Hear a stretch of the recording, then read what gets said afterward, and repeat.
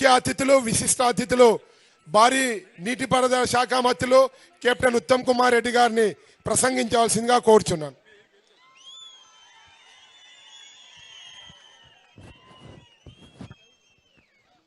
కూర్చోండి కూర్చోండి, 10 నిమిషాలు అయిపోతుంది. కూర్చోండి కూర్చోండి బాబు. సౌండ్ అబ్బాయి కొద్దిగా వాల్యూమ్ పెంచమ్మా, నా గొంతు బాగాలేదు. హలో హలో, ఓకే కూర్చోండి అమ్మా, 10 నిమిషాలు అయిపోతుంది. మీ అభిమాన నాయకుడు, నాకు సుదీర్ఘ కాలం నుంచి ప్రియ మిత్రుడు, ఈ మధ్య కాలమే 3 నెలల క్రితం మీ అందరి కృషితో ఈ ప్రాంత ఎమ్మెల్యేగా ఎన్నికైన శ్రీహరి ముదిరాజు గారు, గౌరవనీయులు రాష్ట్ర ఉప ముఖ్యమంత్రి వర్యులు ప్రియ మిత్రులు బట్టి విక్రమార్క గారు, మీ కాబోయే ఎంపీ ప్రియ మిత్రుడు వంశీచంద్ర రెడ్డి గారు, ప్రియ మిత్రుడు మరి శ్రీహరి ముదిరాజ్తో సహా సుదీర్ఘకాలం కష్టపడి పనిచేసి దేవరకద్ర కాన్స్టిట్యున్సీ నుంచి ఎమ్మెల్యేగా ఎన్నికైన జి మధుసూదన్ రెడ్డి గారు, మరి వేదిక మీద ఉన్న డిసిసి ప్రెసిడెంట్ ప్రశాంత్ రెడ్డి గారు, వేదిక మీద ఉన్న పెద్దలందరికీ, ఇక్కడ విచ్చేసిన అక్కలు చెల్లెళ్ళు అన్నలు తమ్ముళ్ళు అందరికీ నమస్కారం. నేను ఎక్కువ సమయం తీసుకోను.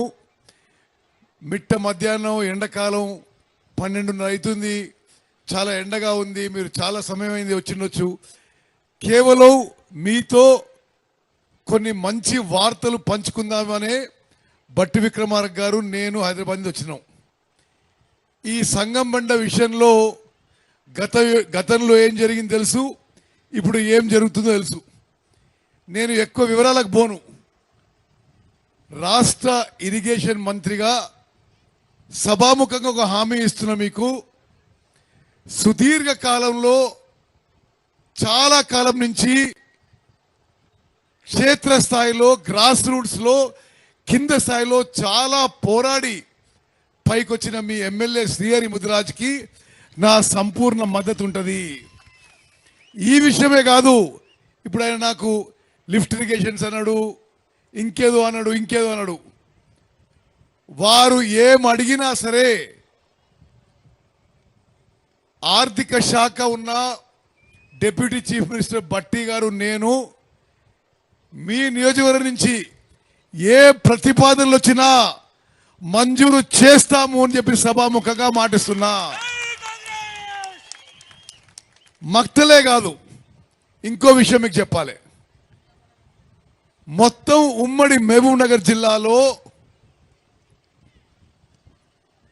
ఈ 5 ఏళ్ల కాలంలో ప్రస్తుత కాంగ్రెస్ ప్రభుత్వంలో ముఖ్యమంత్రి రేవంత్ రెడ్డి గారు, ఉప ముఖ్యమంత్రి బట్టి విక్రమార్క గారి నాయకత్వంలో ఈ 5 ఏళ్లలో ఉమ్మడి మహబూబ్ నగర్ జిల్లాలో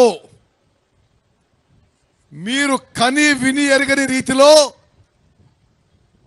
ఇరిగేషన్ ప్రాజెక్ట్స్ చేపడతా అని చెప్పి నేను సభాముఖంగా మాటిస్తున్నా.